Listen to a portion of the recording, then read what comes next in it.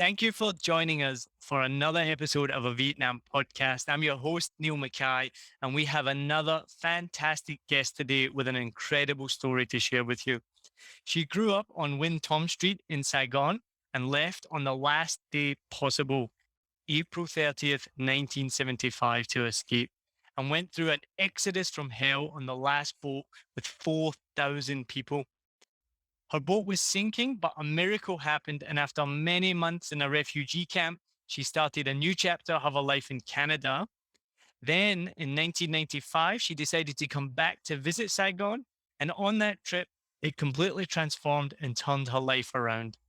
She is now known as a speaker, coach, and mentor for women entrepreneurs launching and growing their business. My guest today is Zoonie Nguyen. Thank you so much for joining us today.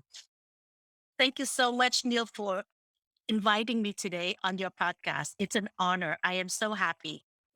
You are very, very welcome. It's a crazy world where we make these connections. I made a post on a podcast group, and then suddenly I was connected with you, and they said you need to speak to Zuni and share her story, and then we connected by email. So I've been excited to get you on. Thank you. Thank you, Lourdes. She's an incredible connector, Neil. So I'm very grateful that she connected us. So look, let's go all the way back to the beginning then. So tell me about how you ended up in Canada, because this is I didn't tell you, but this is a common topic that's come up more and more lately on the podcast, not in the beginning, but now some of my guests have shared incredible stories about their parents. We had Tracy and Nguyen Mang on. I don't know, have you heard the podcast called Vietnamese Boat People? Yes. Well, after you told me about it, I went to take a look and oh my God, some of I didn't listen to all of them, but it was so emotional for me to listen to some of the stories. I mean, kudos to Tracy Nguyen Mang. I mean, it's amazing.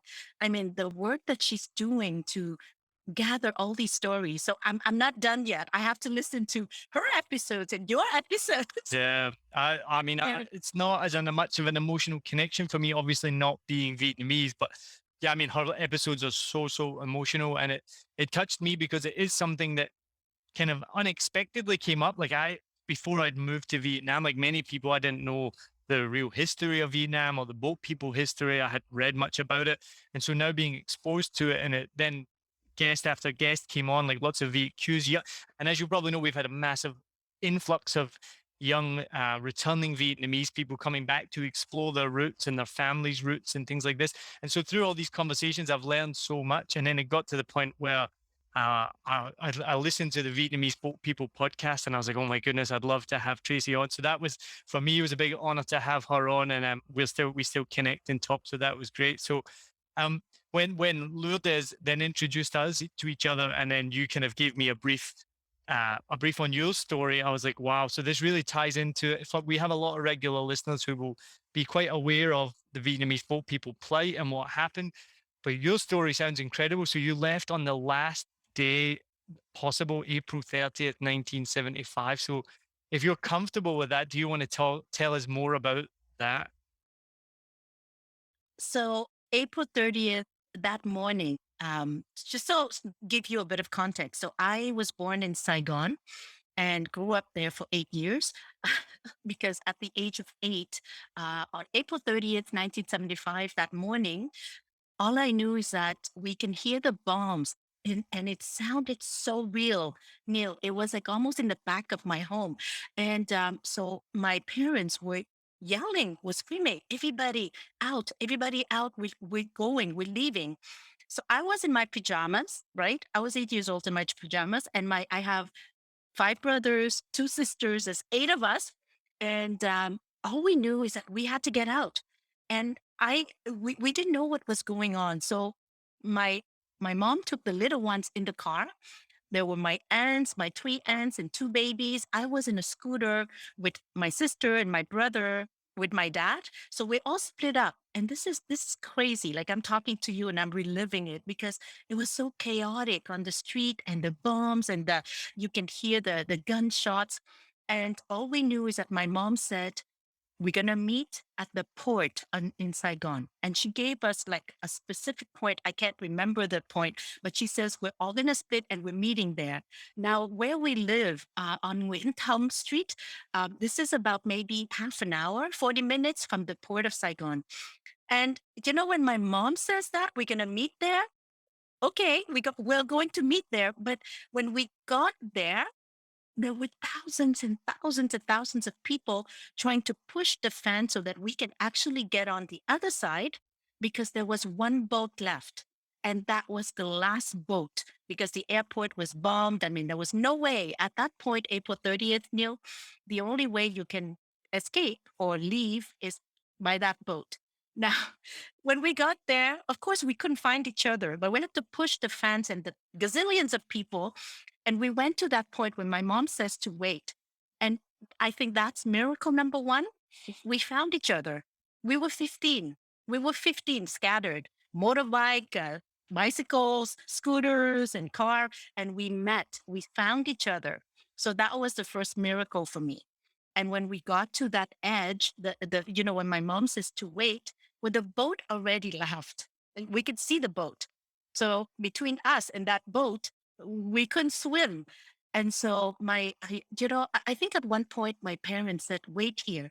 My mom told all of us to wait there, and they had to go find a way to get us to catch that boat.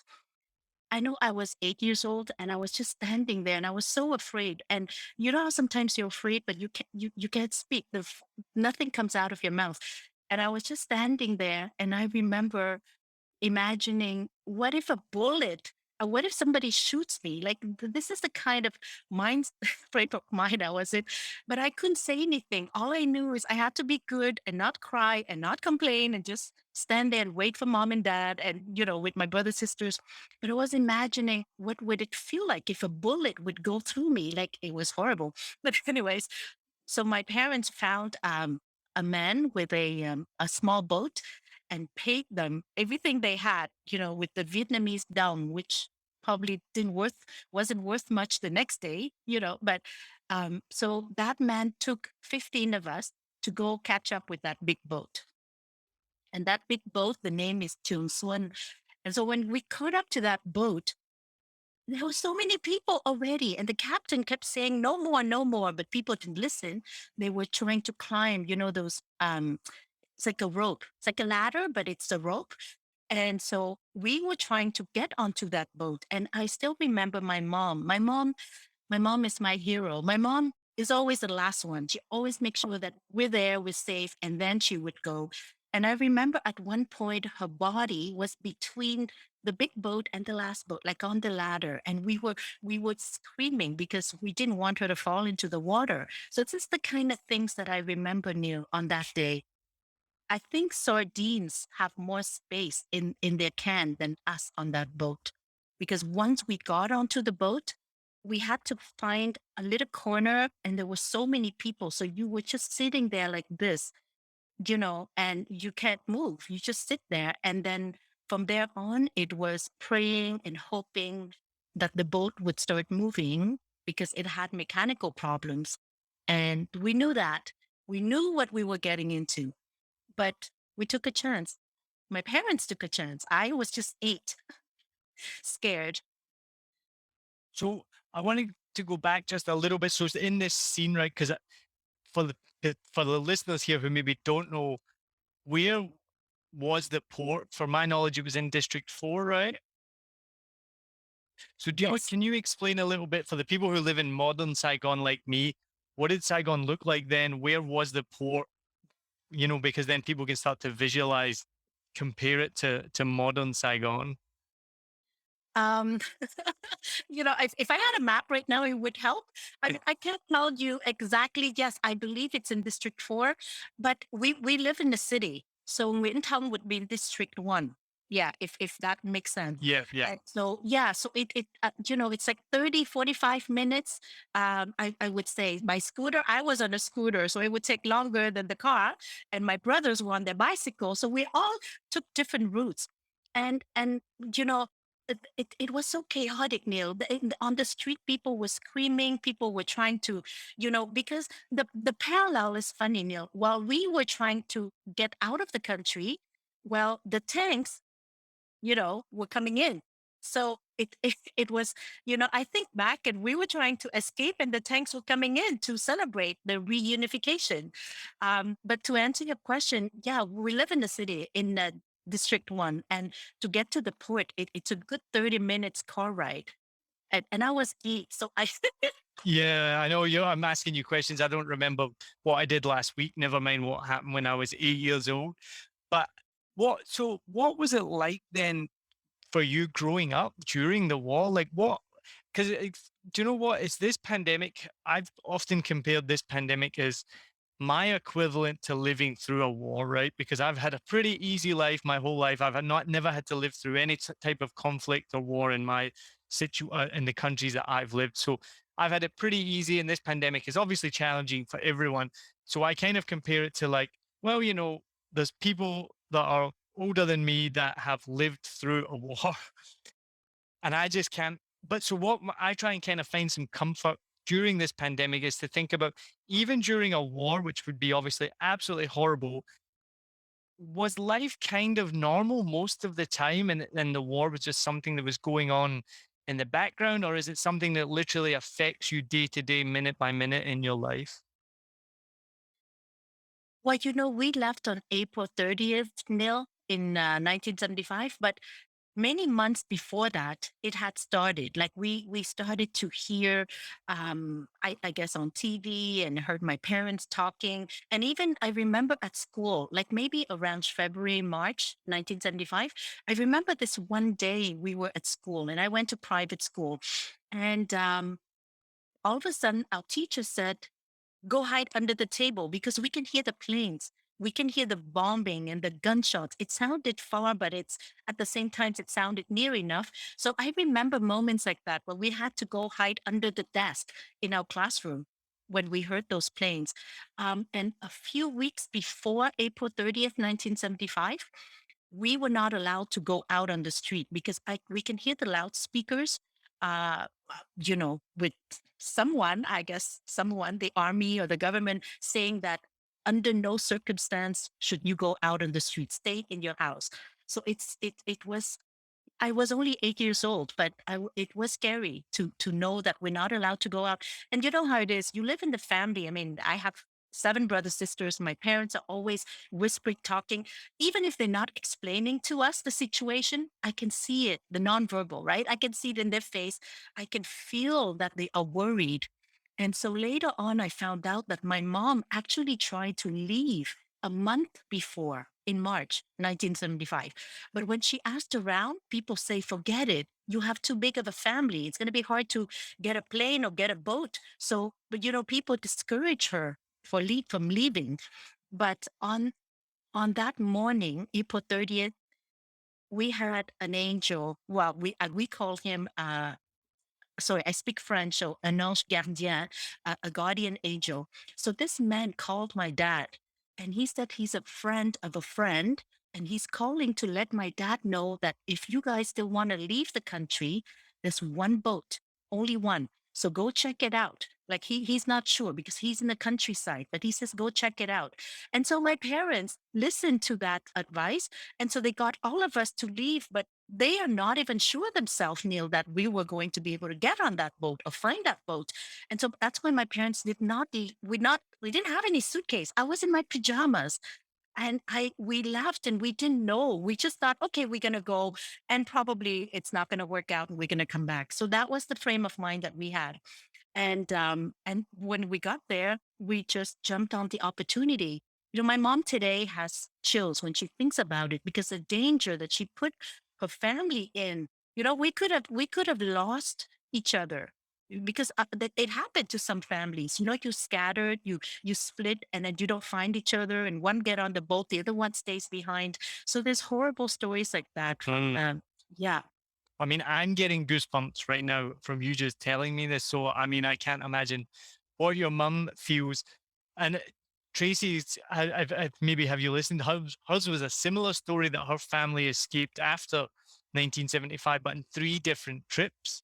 And somehow, by a miracle, they all ended up making it safely to the US. So I know that was a common thing, but it makes me, as I was saying to you, that is the pandemic similar to a war? I thought to myself, Neil, you sound like an idiot. Of course it's not. And as you described what you went through, and even just this one moment, it's not even close really to what we are going through in terms of like that absolute, these crucial moments of life or death. But then again, maybe am I being just an idiot again as well, because there are people during this pandemic that are going through life or death moments. Maybe just because I haven't done it myself or seen it doesn't mean that it isn't happening. But my next question, I was going to ask you about that situation from what you described to me there about you being on the boat and like sardines. And this was something that came up in the news a lot. When you saw what happened in the fall of Afghanistan and the Taliban coming back, and we saw all the refugees on the planes and stuff, did that bring back a lot of memories? Definitely, definitely. Like even a few years ago, with the Syrian, do you remember? Yeah, um, I was um, I was on the news a lot, being interviewed about how I felt, seeing all these people stuck on a boat and no one's helping them. So to to to to give you a bit of more information, because you need to understand that boat part, and you will understand how when every time I see refugees, boat people, the war, it brings everything back. I am sitting here today. I've been in Quebec, Montreal since 1975, June. I'm 55 years old. And every time people ask me to tell the story, I feel like I just lived it yesterday. That's how much it stayed in my memory. So let me bring you back, Neil, just for a second on that boat. Okay. So we got on that boat. And so for 3 days, yes, 3 days, 2 nights under the sun, no water, no food. Like I said, we all got on that boat and we didn't know if we, where we, all we knew is we just wanted to go away, go toward what they called international water to be safe. But of course, the boat had mechanical problems and we were way too many people. The capacity of that cargo, of that boat, was about 500 and we were 4,000. So I'll let you imagine what what it's like.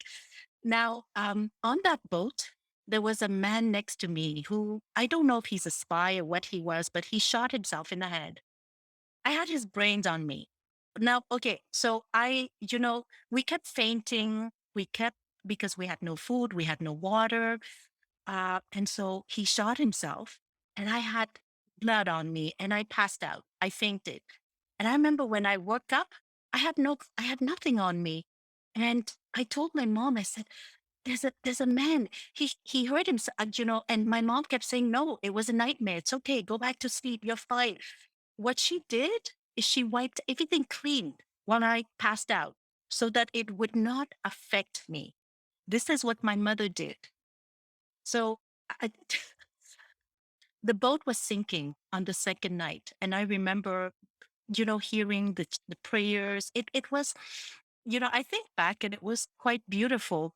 It was scary. It was beautiful being with these thousands of people on the boat praying because we all thought we were dying. Some people jumped, they suicided, but water started coming in.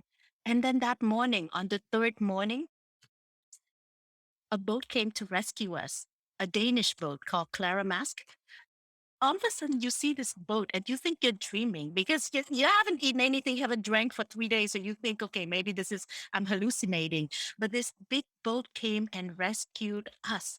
And I remember everybody panicked on our boat. And I remember seeing kids being stepped on. And because everybody wanted to get on that big boat. And once again, my mother, I don't know how she maintained how she stayed so calm. And today I know how this woman is packed with resilience and courage. And that's why she's my hero.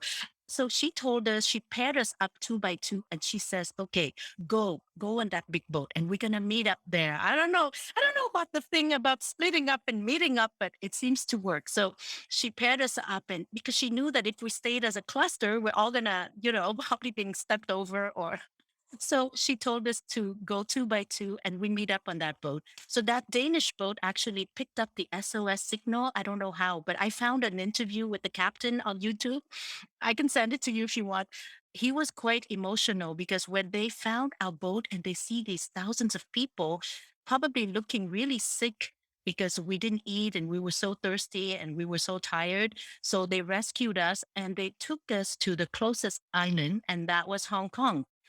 Now we made it to Hong Kong, and the Chinese said, "You're not coming in." They said, go away, go back where you came from. And this is the part where I can relate to other, the Syrian people, both people. And so the Queen Elizabeth was visiting. Don't ask me, but she was there on May 2nd, 1975. She was visiting Hong Kong, and she told the Chinese authority, you cannot do this. It's not humane. You have to let them in. So I remember being on that big boat for it feels like it was a whole day to wait for the Chinese authority to open up a refugee camp of some sort so that we can step off the boat. But we were happy. And I've never seen so many blonde people with blue eyes and green eyes. It's a Danish boat with a lot. So it was, and we had cookies, we had milk. To me, it felt like Christmas. And we knew that we were safe now, but we just wanted to be on land. We didn't want to be on the boat anymore. And so my next couple of months was in a refugee camp, more like a prison camp. If you ask me, we were not allowed to go out. We had to line up, and every day we had brown rice for morning, lunch, and supper. And until today, I cannot eat brown rice. It's I know it's healthier, but I cannot touch brown rice because I ate a lot of that. So we were in that camp for a couple of months. And I remember UNHCR coming in and helping us to see if we can apply to go to another country. And Australia and US actually said yes. But my parents, they wanted to wait for Canada. I guess they were networking at the camp and they heard that Canada was a good country and we can speak French there. They understood French a little bit. And so they were waiting for Canada to accept us. And so, yeah, June 17th, I arrived in Canada, in Montreal, and that was my new chapter, my new home, my new life. Amazing, incredible. Yeah, that's what's really touched me. Obviously, I'm just in awe here hearing this story. Um, it's amazing that your parents had the foresight to be choosy at that point and be picky and be like, no, no, no, we don't want to go to Australia. No, America, no, no, no. We're waiting for Canada. We're gonna wait. We're gonna wait. I know, right? My mom has chills today. She says she doesn't know what she was thinking. What if Canada didn't take us? Then we'd be stuck in that refugee camp. And I'll tell you, Neil, I went back to live in Hong Kong to help the refugees later on in my life. And I met people who actually gave birth to their kids and met their spouse in the camp. So that could have been my parents. That could have been us. I could have been stuck in that camp in 1997 with a husband that I found in the camp and kids born in the camp. So yeah, it's not a laughing matter. My mom took incredible chances, and thank God. I mean, thank God. And maybe I'll reach out to Sarah Nguyen from Nguyen Coffee Supply, who's been on the podcast before, and she shared her parents' story. And if my memory serves me correctly, which my memory is not very good, but if my memory serves me correctly, her parents met in a refugee camp. They were in a refugee camp for several years. Oh no, sorry. What it was, they were actually in the same refugee camp in Hong Kong for several years, but didn't meet until they got to America and then found out that they'd actually been in the same refugee camp. Wow, that's cool.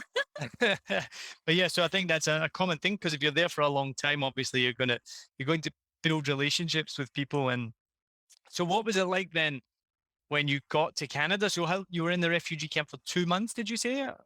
Almost And 2 months. Yeah, 2 months. 7 weeks, I think. I know that I arrived on May 2nd and we left on June 17th. So yeah, I guess you do the And math. do you have many memories from being in the refugee camp, or was it just boring? Was it just the same thing day after day? Like what happened Well, there? you know the thing, Neil, about being 8 years old, and I feel so lucky that I was eight because I have two older brothers and two older sisters. And I think it affected them a lot more than me. And I have two younger brothers. So when you're 8 years old, even on that boat, when we left during the chaos, for me, it was like, I'm going to school today. I'm going on a boat, which is an adventure in itself. And so I think there's something magical about that age. And so for me, it's in the refugee camp. I didn't like the brown rice, but I was running around. I met kids and we managed to, put our hands because the fans were, my hands were small enough that I was able to put the hands out. And then people would give me candies, like strangers passing by because we're not allowed to go out of the camp. And I think people donated clothes and toys because I remember once a week we got to go to that hut and then there was lots of clothes and toys that we can pick. So, I looked at it from the lens of an 8-year-old child. I was safe. I had mommy and daddy, and I had my brothers, sisters, my aunts. So I felt safe. But today that I'm a mother and I have kids, I can't imagine what my parents must be so worried because granted, we're not on a boat and our life is not in danger. But what about the future? Both my parents were they were professionals in Vietnam. My dad had a business and my mom was a director of a health center. So they had a good life, a really good life. And so for them to all of a sudden being in this camp and not knowing what is the next step, what's going to happen to our kids, I can't even imagine what was going through their minds. They must be freaking out. If you can see that. And so, yeah, but life for me was, I'm a kid running around and, I meet other kids. But I remember the day that we were going to the airport because my parents explained that, okay, we're going to Canada. And I'm like, what is Canada? Who cares? I'm getting on a plane. Again, I'm 8 years old. Life is an adventure. I'm going to discover. And I'm a curious child. I'm very curious by nature. So for me, it was like, okay, more fun coming up. So I remember coming to Montreal and it was June 17th.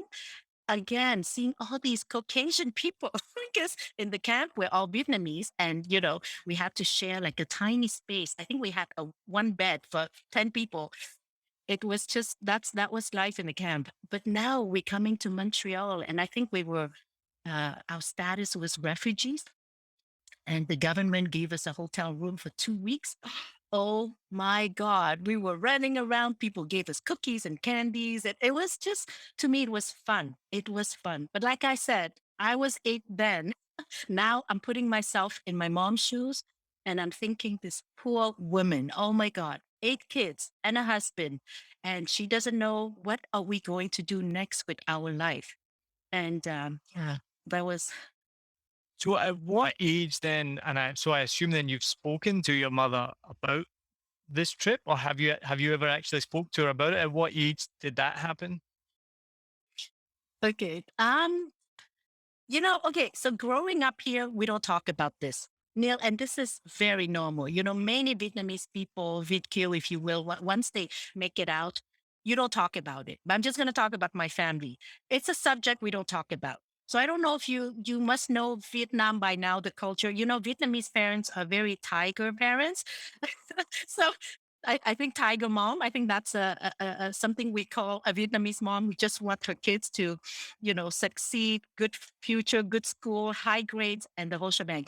So, over here, we don't talk about it. So my parents, we grew up very poor. Okay. So they had to look for a job because they left all their papers and degrees. And so they had nothing to prove that they were professionals. And on top of that, you have the culture, you have the language, and you have the weather. So because I don't know, you remember Montreal, Yeah, yeah. really cold in the winter. So my parents, while we were staying in that hotel for 2 weeks, they had to quickly talk to like go get help because all we had was the clothes on our back. They didn't have a job. They had nothing, no money, no house, nothing. And my parents are very Catholic. They're not Buddhist, they're very Catholic. So my dad started to go to church and talk to the priests and people in the community.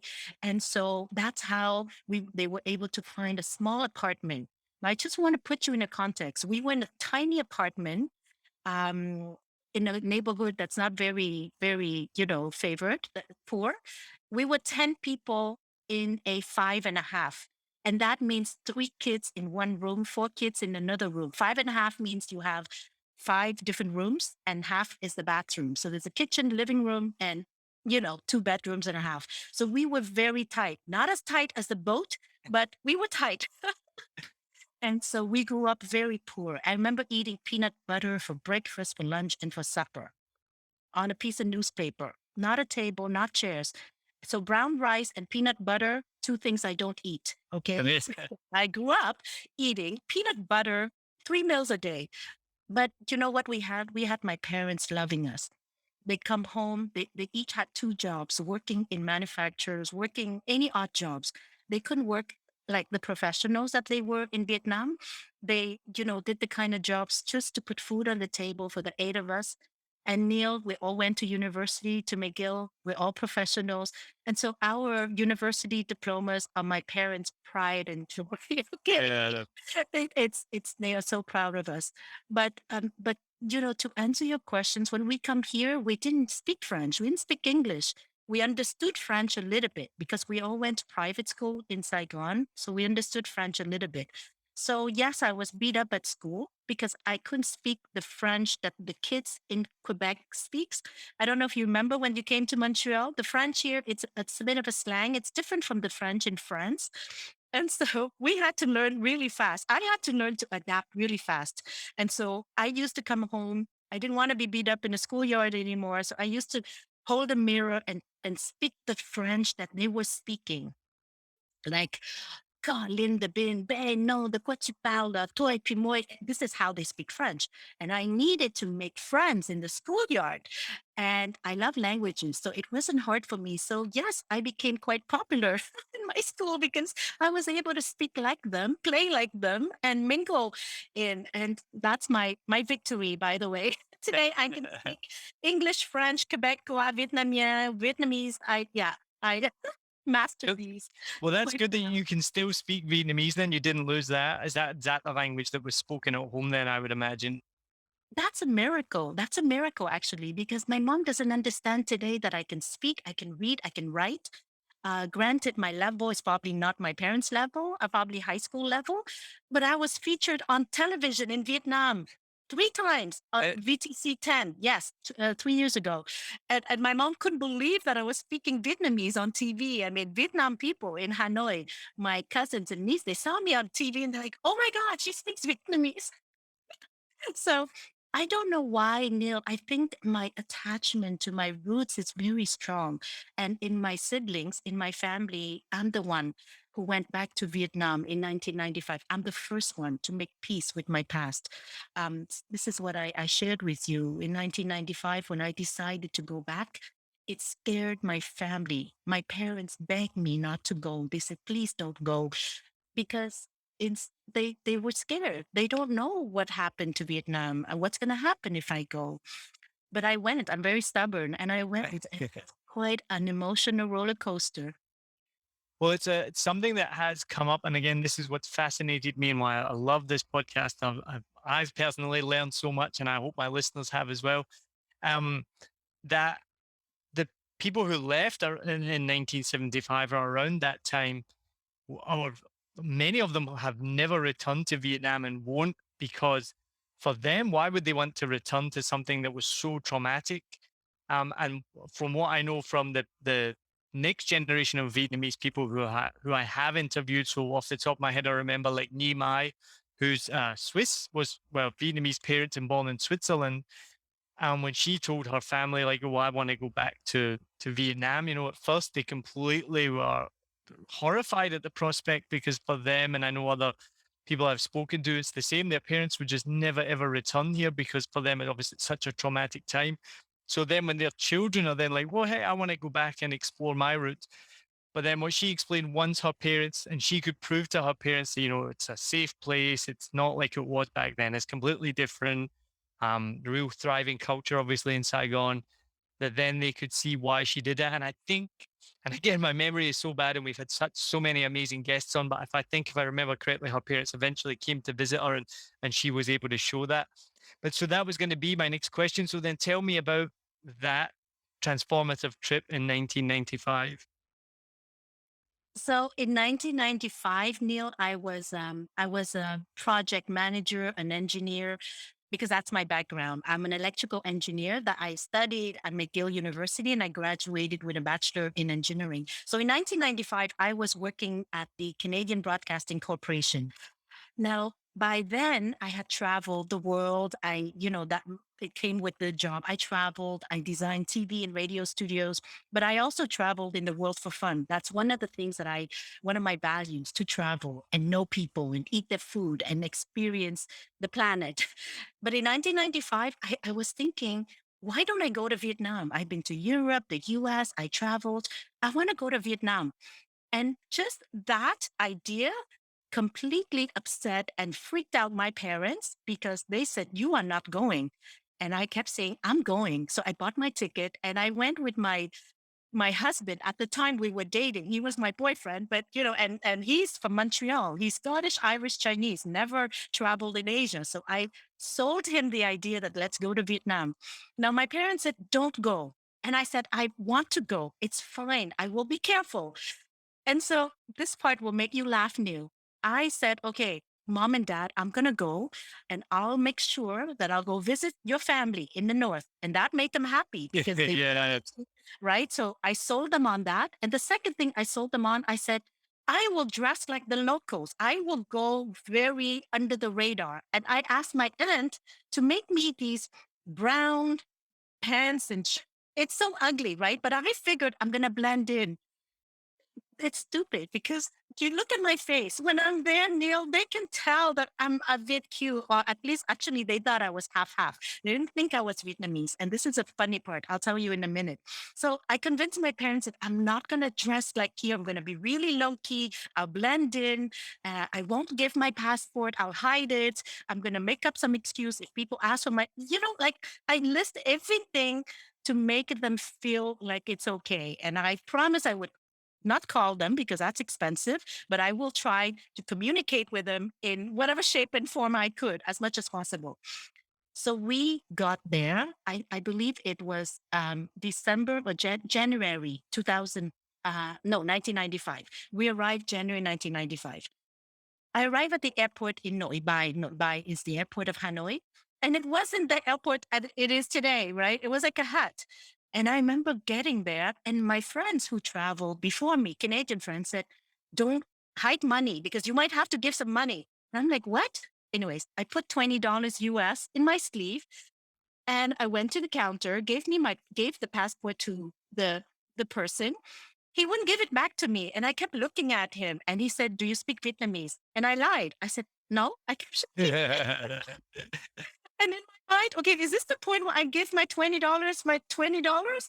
But then I kept thinking, no, I'm in my country, man. I mean, why? And so I stood there and eventually I got my passport back. And then that was it. So we come out of the airport and we got kidnapped. This is Wait, my what? dad. Now listen to this. My dad had written letters. Okay, I want to bring you to 1995. There's no social media, no email, no nothing. Okay, so my dad had written a letter to his nephews in a village in the north of Hanoi, and he didn't tell me. So we come out of the airport with our suitcase, and we had these guys grabbing us, taking our suitcase, pushing us in this car. And the car had no bottom. So we had to lift our legs. Otherwise, you would touch the street.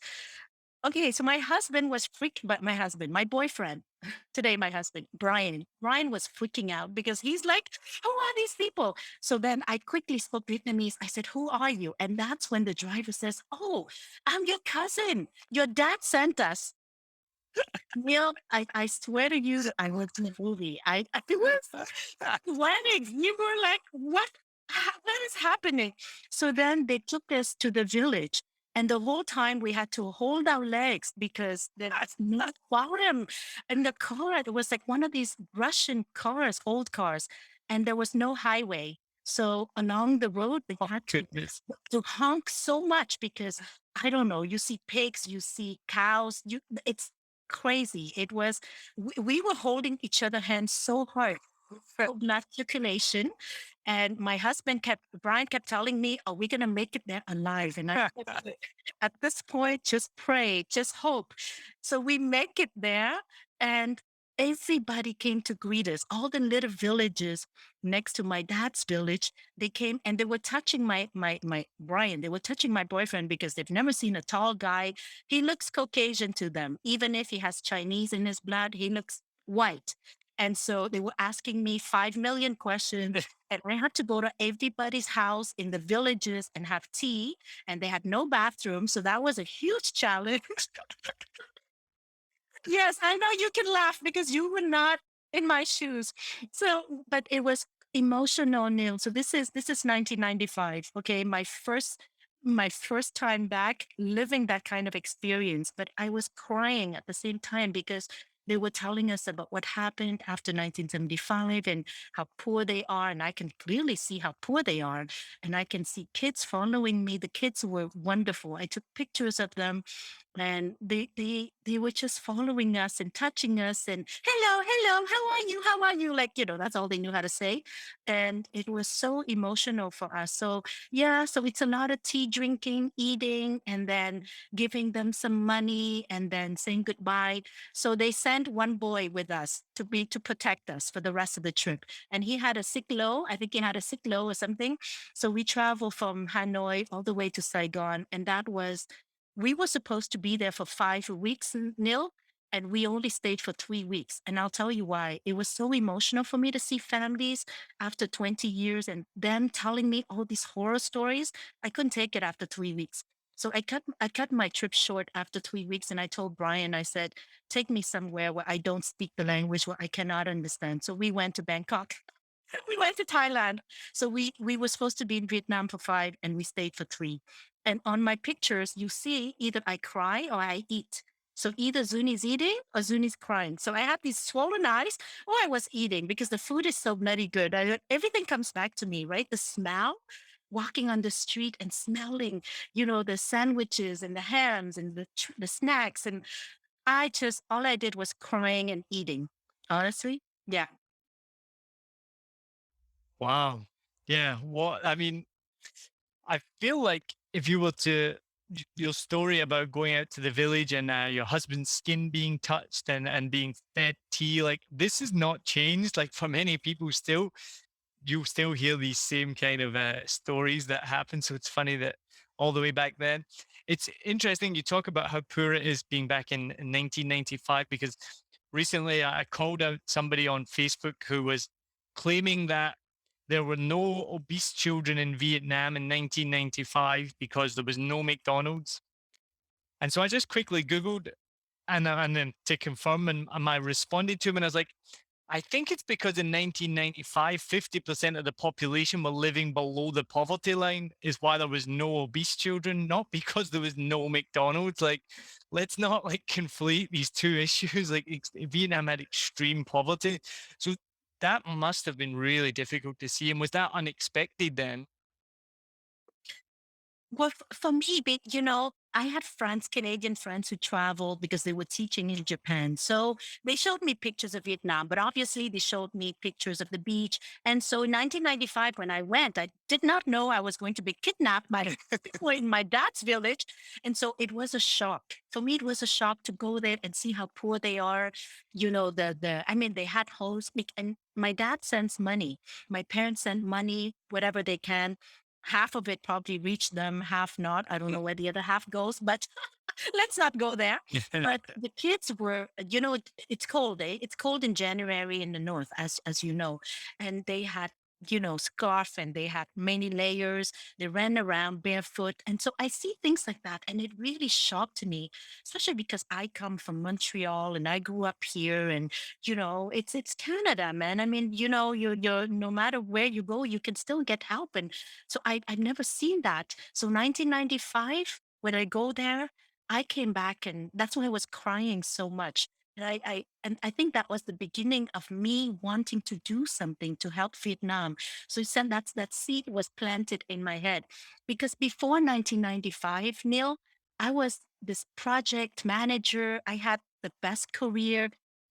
5 weeks vacation, working for a big corporate and corner office, traveling. I had a really good life. And in my mind, I was going to be vice president of engineering. Like I was, I had a good career. But seeing what I saw in 1995, it kind of, really puts the perspective back in your life and your ambition. So when I came back from that trip, I was thinking, oh my God. When you stand in a supermarket here, you have like millions of cereal boxes and cookies, not millions, but so many. Yes. And in Vietnam, I mean, they I see people like looking through garbage or it's day and night. Mm. And that trip really brought me back down to like, grounded me. So when I came back, I think my ambition was not the same. I didn't care about, that going up the corporate ladder or becoming a VP engineering. I was thinking, what is it that I can do? What is it that I can do in my life? So this is 1995. And in 1997, I resigned. You know, I resigned. They didn't understand. I was promoted all the time. I was one of the best. And I quit my job because I wanted to move back to Vietnam. So I convinced my husband, because by then Brian and I were married. And I said, Brian, can you see if your work can give you a contract in Vietnam? Because he works for Ericsson, big company in telecommunications. So we asked, and they said, no, we don't need you in Vietnam. However, are you interested in Hong Kong? And my husband, being half Chinese, quarter Scottish, Irish, he says, okay, yeah, let's try Hong Kong. So he asked me, do you want to move to Hong Kong? And I said, okay, close enough to Vietnam. Let's go. So you know what? We sold everything. I quit my job. My families and friends were so sad, but I said, I need to do this. I need to listen to that voice inside of me and go back to Vietnam and see what is it that I can do. So we moved to Hong Kong, and we were expats for 3 years, almost 3 years. My son was born, Connor. Connor is my son, and he's made in Hong Kong. He was conceived and born in Hong Kong. And while we were in Hong Kong, I had no jobs. I accepted to go there, and I accepted to, be there. My husband was working. So 2 weeks into living in Hong Kong, I'm going to make you laugh, Neil, again. We were living in a hotel because, the company was shipping our stuff by boats, right? So we were living in a hotel, waiting for our stuff to arrive and finding a place. And so I was, just walking around Hong Kong with a t-shirt, jeans. I didn't look like, I looked like a tourist, I think. So I walked into this really nice furniture store in, I think in Repulse, no, One Chai, near One Chai. And I wanted to buy this beautiful coffee table. And the owner tapped on my shoulder and asked me to leave. And I can speak any Chinese, but I'm like, what? What? No, I like this table. And she said something, but I understood like, no, no, you are ama. Like she thought I was Filipino nanny. She says, you cannot afford this. Go, go. Like she posted me out of the store. Wow. But I didn't understand. I'm like, but I want this. And that was my first experience. So all of a sudden, you know how you move to a new country? I'm sure you went through that with your wife. You know, that honeymoon period when you're like, oh, wow, I'm here. There's so much to discover. When that killed it for me. Then after that day, I'm like, oh boy, did I make the right decision? Yeah, yeah. No problem. But it's okay. I went to another store. I got another table. So I was gonna say you should have done like a pretty woman moment, walk back in with your husband and put your credit card down and be like, no, I want that table, and like I shake did. the woman. I did. I did. I didn't buy from her, but later on, I went back with a friend, and we were going out that day to Lang Kwai Fong, and we were well dressed, jewelries and all dolled up. And I walked in there owner and I said, do you remember me? I did that thing. No way. But to understand that I wanted to buy from you, but you didn't sell it to me. I live in Repulse Bay with all the rich people, and I back next door. I did tell her, and her face just went like, Amazing. That's awesome. so I did. So from Hong Kong, then you moved back to Vietnam eventually, or you commuted between the two? No, no, but I did something even better. So I one day I was waiting for the subway in Hong Kong, and I saw this magazine next to me. We were still living in a hotel. This is the third week. So I was looking at the magazine. It's for expats. It's in English. And then I go till the end where they had these job ads, and then I saw something that looking for project coordinator in refugee camp. Neil, I was so like I thought it was so Twilight Zone. I closed it and I left it there. And then the subway arrived. So I was about to step in the subway, but I ran back and I grabbed the magazine and I went back to the hotel and I called that number and I kept hanging up. I call, Oh, I hang up. I call, I hang up. The lady on the other side must think I'm crazy because I think after three, four times, she says, "Did you call and hang up?" And I said, "I'm so sorry. I'm nervous." And so I explained to her, she's British and she's the director for this organization called Treats. And I said, "I saw your ad and I was a kid in that refugee camp. And that's why I'm so nervous to talk to you." So, anyways, we had a conversation slash interview, and she says, "We want to hire you." And I says, "I will do it, but only with the condition that you're not paying me. I want to do it as a volunteer. Just pay for my transportation and whatever I need." And so I did that for a year now. I worked in refugee camps and I recruited volunteers from Australia, France, Canada, America. I recruited volunteers to help me go into these refugee camps where I used to be. Like I went into the same refugee camp and I just stood there and I was 30 years old, right? 1997, I was 30 and I just stood there and I'm like, oh my God, it's still poor and these people are still there and I could have been one of them. So this is where I think I had a bit of closure and I decided to pour all of my efforts as a project manager into helping them, taking the kids out. So I did all kinds of activities and that was the year that 1997 to 98 and we witnessed the handover, it's the second oh, yeah, of course. has Yeah, yeah, yeah. yeah. Chris Patton, right? That was the governor. Was that right? Yes, yes. But that's amazing for me. Doing that kind of work brought peace back into my life. And I got to make so many friends. So while my husband was working, really hard because he was like in marketing or, with Ericsson Hong Kong, I was doing, the other thing, taking the kids out, giving them food, helping them, creating educational program with the volunteers for them, taking mothers to hospital to visit their kids. It's things like that that I did, which is completely opposite from the kind of career I had in Montreal. But that really fulfilled like something that was missing in here. And it allows me to, have closure with my past. And so I didn't move to Vietnam. I did visit Vietnam during my stay in Hong Kong, but just doing that kind of work for the Vietnamese refugees in Hong Kong, it was enough. It was enough for me, and, once I had my son, we decided to move back because our families are here and I wanted him to have Canadian roots. Mm-hmm. So yeah, so we Amazing. moved. What an incredible story. Thank you so, so much for sharing. That is, yeah, I mean, I'm excited to see when they make the movie of your life, put it that way. It's so interesting. Thank you so much. No, but all of that, everything I'm telling you, it's that little seed that I planted in my own head until I decided one day that, okay, I've been working with women entrepreneurs in Montreal, Canada. Why don't I go and share a bit of that in Vietnam? Because I kept thinking all this time, I'm 55. So 3 years ago, I thought to myself, I wonder what would it be like if I stayed in Vietnam? Would I have become an entrepreneur, a speaker, a coach, a mentor? And so that curiosity pulled me. And so I had the idea one day, why don't I go and make a documentary movie in Vietnam? Again, this completely shocked everybody in my community because they said, "Why Vietnam? You are doing well here. You have Yeah. so many women you're helping." But I told them, I said, I want to connect Vietnam and Canada, the two countries that really made me who I am today. So I want to go and shine the light on Vietnamese women. And Neil, when I went, I had nobody to interview. This is why I called the movie How She Dares. I called it How She Dares because I was thinking about the women who are daring with their courage in Vietnam.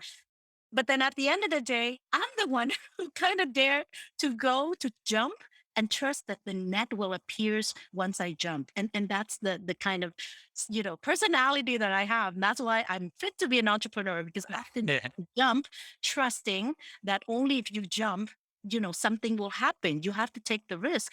So I took the risk to go to Vietnam. I did a quick how do you call crowdfunding campaign. Yeah. I got a few $1,000s so that I can go. So we were three women, me, Camille Laurent, a famous YouTuber from France, and my daughter Maggie, who never set foot anywhere but Disneyland, who doesn't speak Vietnamese. And so the three of us decided to go and interview seven women. So when we made it to Saigon that night, I went on social media and I looked Facebook, Instagram, LinkedIn, everywhere. And I started to look for women that I considered were brave enough to switch career, to start this social enterprise, to do something for Vietnam. And along the way, I found the seven women. You know, when I went, I had nobody. So I have to say, social media is just amazing to help you connect, you know, with people. Yeah. And, I hope one day maybe you'll invite some of those women onto your podcast. Yeah, One, definitely connect me. yeah, one is from Da Nang, Helen, a YouTuber. Okay. She's a famous YouTuber for food in Vietnam. And I was in, Yeah, no, it's all about connections. I think I don't know if this is well known. Maybe I just say that because I live here and I see it, but from everything you've described, from the first moment you've started speaking to describing your mom and yourself and your life, Vietnamese women are so strong. It is incredible. And I worked at a company here and it kind of blew me away. Nearly, I think 9 out of the 10 senior managers, including the CEO, were all female, which I don't think would happen in many other countries. And I don't know what other companies are like because I've only really worked for one big company here. But at this company, it was run by women. And I thought about this just recently, actually, right? So it's quite, this might make you laugh. I thought about all the Vietnamese people that I've interviewed on this podcast, whether they're VQ Vietnamese overseas or they're Vietnamese born and bred. And I was like, Neil, you've interviewed so many women.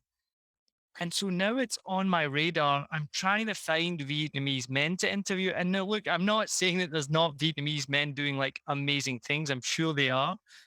But when I open my eyes and when I cast the net or when I'm looking for guests, it always seems to be a Vietnamese woman who's just doing incredible things, whether it's Tracy Nguyen Mang at Vietnamese Boat People or Sarah Nguyen with the Nguyen Coffee Supply or yourself with your documentary and your movie, and then go back through all these guests that I've had. Levy Oy, who's now a kind of international DJ, Nhi Mai, who's come here and now has a YouTube channel. And you think, so again, I always think everything's from your own perspective, right? So maybe I'm just narrowed. I only have a narrow perspective on that. And I'm sure Vietnamese men are incredible as well. So I never want to be seen to be putting anyone down.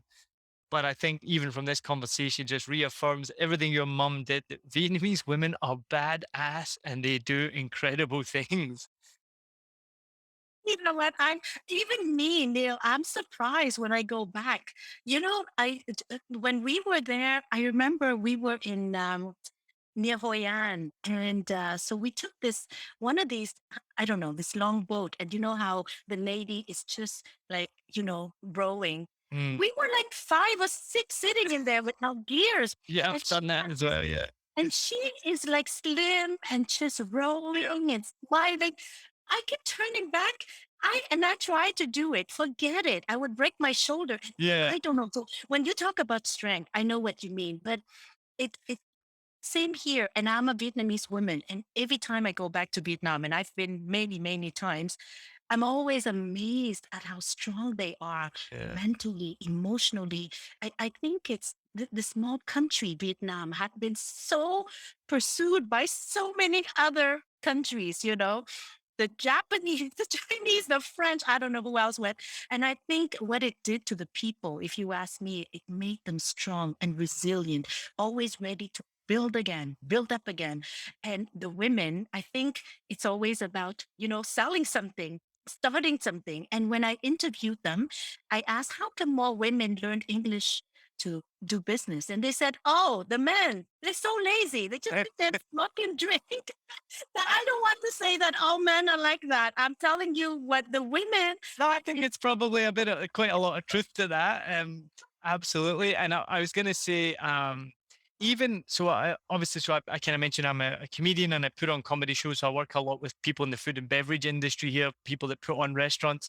And even as we're talking, I'm thinking about it. Nearly every restaurant manager that I deal with, that I work with, is a Vietnamese woman. There's very few Vietnamese men that I come across with anyway. So again, this is only from my perspective, so I don't know if it's true or not. But they're all these young, strong Vietnamese women. And what makes me laugh as well, and you probably have noticed this as well, many of the establishments here that are run by always a male expat who often then have their Vietnamese partner. Who's the one that really runs the business though? And because when I talk to them, and I know a lot of them, and they'll be like, "Oh no, I mean, yeah, it's my wife is the one that's incredible. My wife is the one that gets things done." So, um, yeah, it's a definitely a No, common thing. I hear you. When my niece, one of my nieces is in Hanoi, and her husband, 3 kids, they are running. Well, the pandemic hit them a little bit, but before the pandemic, they were quite successful. They were selling things online, equipment, and she was the marketing salesperson. So the phone rings, it's her. But Bao is the one who fixes things, and so I think that's they're typical couple. So she would be in the front communicating. She's learning English online. She does all the social media, the ads, and he would do all the technical stuff in the back. I like that you're giving the meal some credit. Now that's good of you. So Zuni, thank you so much. I was so excited for this interview when I learned a bit about your background, and you are more compelling and captivating than I could have imagined. So thank you so much for sharing this story with me and with our listeners. You've given, as I said, the Vietnamese boat people and the refugee crisis from 1975 and after is something that has come up really often, and to hear your in-depth story of what you actually went through is incredible, and it gave me shivers for most of the time you were talking, because I just can't imagine that you went through that. But it's really beautiful that you have this mind. You were at that lucky age of being 8 years old, so it was just a big playground. Obviously, I'm sure it would have been much more difficult for your parents and your family, and so I hope that they are safe and well and happy with the life that they managed to get to. So that's really encouraging. So before we go to ask I'm going to ask you the final questions that I ask everyone at the end of every episode. Tell anyone listening, how can they follow you, find you, support you? What's next with the documentary? Tell people all about you. Okay. Well, again, thank you, Neil. If ever I forget, thank you again for this amazing opportunity. It's always nice for me to, to be able to share my voice and my story like this. But the purpose behind my documentary project, which is really a personal passion project, and so it's taking, I almost don't want to get it out there because I'm holding on to it because I keep adding and adding more things to it. And what I realize is that there's also space for me in this movie to add my story. And that's why it's taking so long. I want to bring in the identity that you lose along the way when you move to another country. It doesn't matter if you're both people or you're a third country kid, but if you move to something outside of your comfort zone, then, the movie is just to find back your voice and use that voice. So the purpose of How She Dares, my documentary project, is really to inspire women around the world and men, anyone. But We need to inspire no, more men. They're useless. The I women are know. doing fine. We need to inspire more men. Yes, no, because you have a sister, you have a wife, or you have a mother, like anybody. So for me, I want to encourage women to find their voice and use their voice because when you're a baby, the first thing that gave you, well, power is Yeah. really when you let out that voice. And I found my voice and I used it to be a speaker, to train, to teach, to mentor, to coach. But I am using that voice to help others find their voice. And so this movie, How She Dares, is really about that. Inspire you to dare, to be brave, to be courageous, to find your path, own it, and embrace it. And that's what it's about. And I started with Vietnam because it's so part of me. That's why. But I'm making more. I'm Uh, gonna make more documentaries. But I wanted to start with my country, with my beloved Vietnam. And when is it coming out? next year, Next year. because I'm still in the post production, adding more stuff to it. But next year, I intend to travel. I'm vaccinated, and I have faith that I will be able to travel again next year because I'm invited in Vietnam, Hanoi University. the dean asked me to come and lecture and share my journeys. And so I would love to show this movie in the Women Museum in Hanoi. I want to travel in Vietnam and just share this movie with women entrepreneurs and everybody in Vietnam. Yeah. So that's the goal. How She Dares. I created You a think Facebook page. Yes. So, just Google Zoonie Nguyen and How She Dares. And, I'm, I'm on online. online. Well, for anyone who's watching or listening, just remember I'll put the link in the show notes in the description. So make sure you go check that out. Follow it on Facebook, and we will look out for when you can come back to Vietnam, because we are hearing that international travel may resume next year, which is very, very exciting. So if you can make it here, I'll be here waiting, and we can definitely catch up. So I'll ask you the questions I ask everyone at the end of each episode. First one: if you were in Vietnam right now and you could jump on the back of a bike, where would you go? I would go to Nam Ha, which is the village near Nam Ding, where my dad is from. I would go there. I find peace there. I find families, and the kids are running after me when I'm on the bike, and it feels like home. So I would get on a bicycle, not a motorbike. I don't know how to use a motorbike, but I love bicycles, and I would be cycling around the village in Namha. Awesome. I love that. That's a great answer. Now, we keep obviously COVID and quarantine and all of this lockdown chat to a minimum, but we've all gone through the most difficult times of our lives, and we've all experienced lockdowns at some point. What was the most challenging thing about lockdown for you? I mean, aside not being able to hug my parents and my husband's parents, I think that's what I find the hardest in COVID, to not be able to be with families and hug them in your arms. But now we're all vaccinated, so it's better.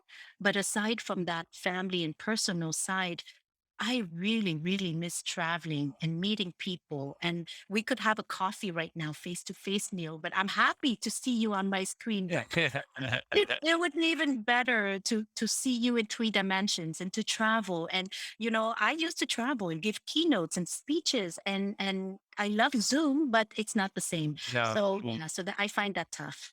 Yeah. Well, what has been the best thing about lockdown for you? Well, funny enough, thanks to Zoom, or thanks to all the platforms that allow us to connect, the best thing I would say is that it gave me more time. It gave me more time because I don't have to travel. I can travel online and just hop on Zoom, or Meet or Google or Skype, and then it takes a few seconds, and that's where I am. So I think it's my mindset is different now. I mean, because it's been almost 2 years, we don't have a choice. So, the best thing is that it gave me more time, and more time also to be with my families, because before that, we're everywhere. We're not at home. And yeah, and meet people like you and Lourdes. And I'm so, so grateful. Very grateful. Yeah. Well, you've got to find the positives, and there have been positives throughout this, and the connection with people from around the world has been a really big one. Same for me as well. And I spoke to somebody recently who said to me that they've actually spoken to their parents more during lockdown than at any other point in their life. So things like that have happened, which is nice. Now, next question: what in Vietnam shocks you the most? This is going to sound corny, but the amount of bikes. What? It still shocks me. It still shocks me. And I was there in 2019 before the pandemic, and sitting in the back of a Grab or my cousin's motorbike. Every time I'm amazed at the amount of bikes are like next to me. Like I still feel like I'm in a dream. It just feels so real to me. So that still shocks me for some reason. I mean, I've been here 5 years and it still shocks me as well. So, I mean, it shocks me most because we were in lockdown for so long, and now I've gotten back on the bike and we can travel. And you forget how crazy it is when I see like a bike coming towards me driving down the wrong side, or the bike just takes a U turn in the middle of the highway and decides that they want to go the other direction. It's like, oh my goodness. So I'm still shocked by that every day. Now, what pleasantly surprises you about Vietnam the most? There could be so many answers to that, I swear. But what surprises me, because 1995, when I went back, I didn't feel like I belong. I really didn't feel like I belong. In fact, people thought I was either Chinese, half half. But now I'm back there and I feel like I belong. VidQ or not, I feel like I'm part of the communities that I speak to or work with or collaborate with. And that surprises me because if I think back about 1995, I kept thinking, oh my God, will they ever accept me back? Because I did not choose to leave. I was a kid, but now I'm here and I want to do things. I want to help you rebuild. I want to do amazing things with all the communities there. But now I'm pleasantly surprised that when I'm there, I'm just one of them. Beautiful. What a beautiful way to finish a beautiful episode. Zuni, thank you so much again for joining us on 7 Million Bytes, a Vietnam podcast. It has been unbelievable to share your story. Thank you so much, Neil. You are making my week. Imagine I'm starting Monday with Neil on 7 million likes. I'm going to be smiling for the rest of the week. And I want to share, I want to talk about this on my, in my communities, whenever you're ready and whenever I'm allowed to. Please do. Please do. We're very proud of that. This little podcast is that it's been an amazing platform to share these stories. And Neil, it's amazing what you're doing. I really applaud and I have so much respect for what you are doing. And especially, I just want to add this before we wrap up because, some of the Vietnamese, we made it out, like myself. But I find that, like, even in Montreal, some of the Vietnamese people, they are questioning why I'm doing this. Why am I making a movie? Why am I going back to Vietnam? Because for them, it's like, they left and they don't want to have anything to do with and having somebody like you to shine the light on us sharing our journeys, our stories, and talking about, what we're doing now to maybe help out and give back. I think it's just there's no word. It's just amazing. So thank you for this. And you're very welcome. You put a big smile on my face as well. So thank you so, so much. So it's the start of your day in Canada. You have Monday morning. I have Monday night. Thank you so much again. And I will be definitely speaking to you in the future and hopefully seeing you next year. thank you, Neil. Have an amazing week. You too. Thank you, Zuri. Bye. Bánh mì nấu đi. Bánh mì nấu giòn đi. Một gà nướng